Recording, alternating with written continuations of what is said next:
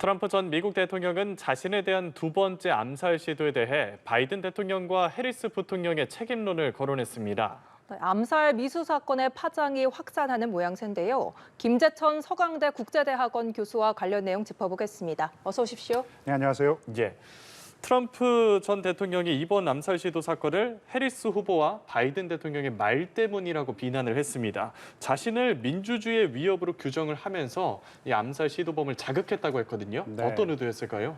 첫 번째 암살 시도 후에도 똑같은 발언을 했죠. 그러니까 바이든 대통령이 나를 악인화하고 민주주의의 파괴자라고 이렇게 주장을 하니까 이 암살범들이, 암살 시도범이죠. 암살 시도범들이 그 믿음을 철석같이 정말 믿고 그래서 행동에 옮겼다라고 이제 주장을 갖다 하는 것이고, 그냥 이번에는 그 바이든이 해리스로 바뀌었을 뿐이죠. 해리스가 이렇게 나를 악인화했기 때문에 이 암살 기도범들이 나를 해하려고 했다라는 것인데, 이제 정책 공학적으로 좀 분석을 해보면은요, 트럼프 입장에서는 아무래도 지난번 대선 토론 이후에 조금 판세가 밀리는 것이 사실이거든요.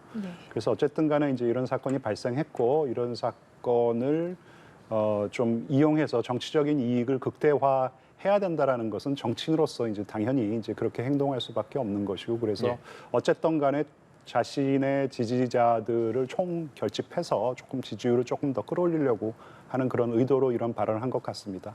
예, 이 사건과 관련해서 앞서 해리스는요, 정치적 폭력을 규탄한다라고 밝혔고요. 또 바이든은 미국에서 이겨낸 총구 앞이 아닌 이 투표소에서 해결한다라고 강조를 했습니다. 비밀 경호국을 더 지원해야 한다 이런 입장도 있는데 이 메시지들에 대해서 어떻게 생각하시나요? 해리스의 경우는요, 미국 대통령 후보로서 당연히 이제 그렇게 반응을 했었어야 하고요. 바이든도 마찬가지입니다. 미국 대통령으로서 그런 발언을 하는 것이 가장 적절했던 것 같습니다. 바이든 같은 경우에는 이번에도 지난번에도 마찬가지지만 트럼프에게 직접 전화를 해서 위로의 말을 전했다고 하지 않았습니까? 그리고 바이든 대통령도 그렇고 해리스 후보도 지금 비밀 경호국의 이 경호 지원이 조금 논란이 되고 있는 상황에서 비밀 경호국의 예산이 조금 많이 부족한 상황인데 예산 지원 등 전폭적인 지원을 좀 약속하기도 했습니다. 국가의 지도자로서 당연히 했어야 하는 발언들이라고 생각합니다. 그런데 이번에도 부실 경호 논란이 또 일었습니다. 용의자가 트럼프 전 대통령의 골프장 인근에 머문 시간이 12시간이나 됐고요. 또 트럼프 후보 300m 근처까지 접근을 했거든요. 어떻게 이런 일이 가능했던 거죠? 그러니까 저도 조금 의아스러운 부분이 있는데, 특히 이 용의자가 12시간이나 이 골프장에 머물면서 암살을 준비하고 있었다고 하는데 그것을 몰랐다라는 것 아니겠습니까? 거의 하루 종일이잖아요. 그렇죠, 그러니까요. 근데 이제 이 비밀 경호국의 설명에 의하면은 이게 이제 프로토콜이라 그러죠. 그러니까 의전대로 자기네들은 행동을 했다라는 것이에요. 만약에 현직 대통령이었을 경우에는 그냥 골프장 전체를 봉쇄해서 경호로 제공했었을 텐데, 이게 전직일 경우에는 골프장 전체를 봉쇄하지 않고 그러니까 지금 요인이 뭐 골프를 칠 경우에는 한 2홀 정도 앞에서 무슨 좀 이상한 상황이 발생하고 있나 이렇게 경비를 하고 그런다라는 것이죠. 그래서 자기네들은 그냥 프로토콜에 따랐을 뿐이다라고 지금 얘기를 하고 있는데, 말씀하신 대로 이 용의자가 12시간이나 머물렀었고, 그리고 300m 지근거리까지 지금 접근을 했다 그러니까 경호가 제대로 됐는지 여부에 대한 논란이 발생하고 있는 것 같습니다. 이렇게 경호 실패 주장에 대해서 짚어볼 점이, 미국 비밀 경호국은 최고 수준의 경호로 이 트럼프를 효과적으로 보호를 했다라고 말을 하고 있고, 트럼프가 환상적으로 일을 했다라면서 치하를 했습니다. 그러니까 트럼프가 만약에 적절한 경호가 제공된 것 같지 않다라는 발언을 했었으면 정말 발칵 뒤집혔을 텐데, 다행스럽게 트럼프가 이 비밀 경호국 요원들의 노고를 치하하고 제대로 경호를 해줬기 때문에 나는 무사할 수 있었다, 이런 이제 칭찬을 하는 발언을 아마 본인의 SNS에 올렸을 것이에요. 근데 트럼프 지지자들 입장에서는 조금 의아한 부분이 있는 것이죠. 이게 첫 번째도 아니고 벌써 두 번째로 이런 일이 발생을 하니까 뭔가 예. 조금 음모론적인 시각에서 지금 상황을 좀 해석할 수도 있을 것 같고요. 다행스럽게 민주공화 양당의 국회의원 몇 명이 경호국의 지원을 더 강화해야 된다. 그리고 이번에 제대로 된 경호가 제공됐는지 여부 등을 조사하겠다라고 했기 때문에 예. 뭔가 조금 당파적인 어떤 그런 싸움으로 치닫지는 않을 것 같습니다. 예. 또 한 가지 화제가 됐던 게 그 사건 현장에 촬영 장비인 고프로가 설치가 돼 네. 있었거든요. 암살 장면을 녹화 내지는 생중계까지 하려 했던 걸로 보이는데 이 부분에 대해서는 좀 용의자의 의도에 대해서 어떻게 보셨습니까? 용의자가 제가 판단하기에는 예. 조금 과대망상증 환자인 것 같아요. 아, 단독 범행을 저지르려고 했던 것이 아닌가 싶은데 예.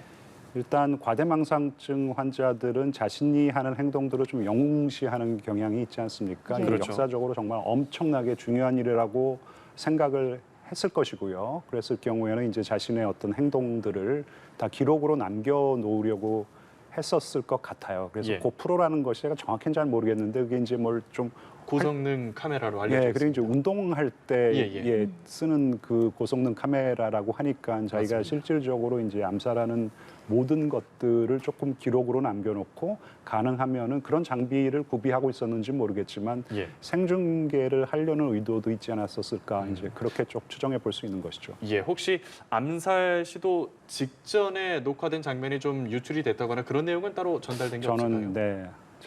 그 부분은 잘 지금 모르겠습니다. 예. 예, 용의자에 대해서 조금 더 자세히 살펴보면요. 이 용의자가 우크라이나 지원론자였던 것으로 밝혀졌습니다. 또 그리고 과거에는 트럼프의 암살을 촉구하는 내용의 책을 썼다라고도 네, 알려졌는데 네. 이런 부분들을 살펴봤을 때 용의자가 과연 단독 범행이었을까 이런 추측들도 나오고 있는데요. 말씀드렸듯이 약간 과대망상증 환자인 것 같고요. 예. 그렇다면은 단독 범행일 가능성이 크다고 보입니다. 예. 우크라이나를 지원해야 된다는 강력한 믿음이 있었고요.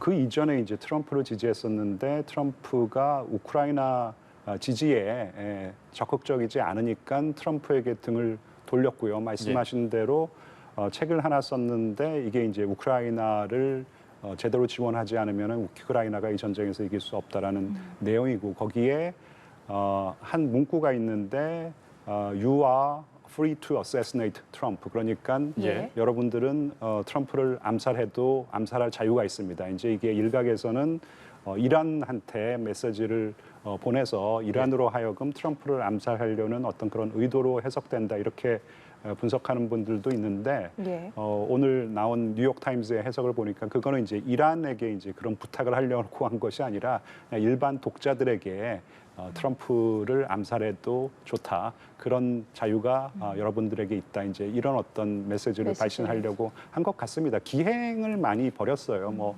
김정은에게 한참 그 미국과 북한의 관계가 경색돼 있었을 때 하와이에 뭐 초대를 하는 이제 초청장을 보내기도 예. 했고 근데 또 예. 재밌는 게 미담도 있습니다. 미담요? 예, 예. 90년대 초반에는 이 강간범이 한 여성을 강간하려고 했었을 때 그 여성을 그 강간범으로부터 구해냈다라는 것 아니겠어요? 예. 그게 이제 25살 때쯤이었다는데 그래서 지역의 영웅으로 이제 신문에 나오기도 했다고 합니다. 예. 그러니까 조금 예측 불허의 인물이고 예. 누가 이제 배후에서 이런 어떤 음모를 같이 공모를 했거나 공범자가 있지는 않다라는 것이 지금 일반적인 분석입니다. 예. 그런데 그 아까 말씀해주신 책 내용에 메시지가 담겨 있었다 했잖아요. 네. 뭐 일반적인 독자들이라면 그런 시도 안 하겠지만 혹여나 이런 메시지가 전달이 되면서 네. 모방 범죄로 이어질 가능성은 없을까요? 글쎄요, 뭐 그런 가능성이야 늘 상존하지 않겠습니까? 예. 예, 근데 이게 이 책을 누가 사서 읽었을까 조금 예. 의구심이 있고요. 아무래도 그러니까 조금 자기 과시욕 그러니까 자기는 이런 생각을 갖다 하는데 세상은 나를 잘 알아주지 못한다. 그래서 좀 자기 현시욕으로 이제 이런 책을 쓴 것 같고요. 책에 이제 그런 내용이 담겨 있다라는 것은 뭐 상당히 위험스러운 부분이 있죠. 예, 네. 알겠습니다. 해리스 후보 같은 경우에는 이번 대선을 불과 50여일 앞두고 일어난 이번 사건에 대해서 굉장히 예의주시하고 있는 모양입니다. 네. 지지율이 조금 앞서고 있다고 하나 근소한 네. 차이기 때문일 네. 것 같은데 네. 이번 사건이 표심에 영향을 얼마나 미칠까요? 그거는 좀 예측하기가 어려운데 예. 만약에 이제 제가 단독 범행인 것 같다라고 말씀을 드렸고 미국 지금 경호 당국에서도 이게 이제 단독 범행일 가능성이 크다라고 얘기를 하고 있는데 예. 만약에라도 정말 만약에라도 배우가 있고 그 배우가 이제 뭐 그렇지는 않겠지만 예. 민주당과 관련이 있다 그러면 정말 이 사건은 엄청난 큰 변수로 불거질 가능성도 있다고 생각합니다. 근데 그렇지 않을 것 같고요. 첫 번째 암살 시도가 큰 변수가 될 수 있었던 것이 트럼프가 그 상황에서 굉장히 영웅과 같은 모습을 좀 보여줬단 말이에요. 예. 굉장히 의연하게 대처하고 뭐 fight 하는 모습이 생중계가 되면서 뭔가 이 나라의 좀 어른과 같은 모습도 좀 연출이 되고 이제 그랬던 것이거든요. 네. 그런데 재밌는 게 사실 그 첫 번째 암살 시도 이후에도 지지율에는 정말 의미 있는 변화가 발생하지 않았어요. 여태까지 예. 지지율에 의미 있는 변화가 발생한 것은 첫 번째 바이든과 트럼프의 토론 6월 말 그것 때문에 이제 바이든은 결국 후보를 사퇴하게 되죠. 그리고 8월 초에 해리스가 후보직을 승계받았을 때 그때는 정말로 지지율에 의미 있는 변화가 있었는데 예. 그 외에는 큰 변화가 없었거든요. 그래서 이번에는 뭐 그런 어떤 그 바이든이 영웅과 같은 모습을 보이는 어떤 그런 장면이 생중계가 되지도 않았고 트럼프 후보가요. 죄송합니다. 트럼프 후보가. 네. 그렇기 때문에 큰 변수로 작용하지는 않을 것 같다라고 생각하고 그렇다면은 판세가 지금과 같이 정말 초박빙의 판세로 가게 된다면은 정말 이번 미국 대선은 끝까지 간다. 끝까지 간다가 제일 맞는 말인 것 같습니다. 네. 예, 이렇게 해리스와 트럼프, 진보와 보수 진영의 극심한 분열 양상 속에서 말씀 주신 대로 정말 초박빙의 네. 형태를 보이고 있는데 이번 미 대선 앞으로 이제 어떤 변수들이 더 있을지 조금 예상을 해주신다면요. 그래서 이제 뭐 예상하기 어려운 변수가 있을 것이고 그래서 예상하기가 참 어려운 것인데 예. 뭐 만약에 이제 다음 주에 있을 미국 연준의 이 금리 인하가 정말 대폭 빅컷이라 그러죠. 예. 빅컷이 이루어진다 그러면 분명히 해리스에게 호재로 작용할 가능성이 크고요. 그리고 예. 계속해서 나오는 지금 지표들을 보면은 인플레이션이 상당히 잡혔다라는 것 아니겠습니까? 예. 고용 지표도 상당히 좋고 예. 이런 지표가 계속 나오고 그리고 유권자들이 정말 좀 체감하는 정도가 된다 그러면은 해리스에게 상당히 유리할 것 같고 근데 이제 혹시라도 중동의 전쟁이 가자 전쟁이 중동 전역으로 이제 확산이 된다 그러면은 해리스에게는 큰 부담이 될 수 있습니다. 예. 이제 미국 대선에도 이 옥토버 서프라이즈라 그래서 10월 그러니까 10월의 서프라이즈 그래서 예측하기 어려운 변수들이 돌발적인 상황에서 발생할 수 있다는 것이기 때문에 예. 이번 대선은 정말 예의주시하면서 끝까지 지켜봐야 될 것 같습니다. 예, 알겠습니다. 트럼프 전 대통령에 대한 두 번째 암살 시도 사건과 관련해서 김재천 서강대 국제대학원 교수의 의견 들어봤습니다. 교수님 오늘 말씀 고맙습니다. 고맙습니다. 네, 감사합니다.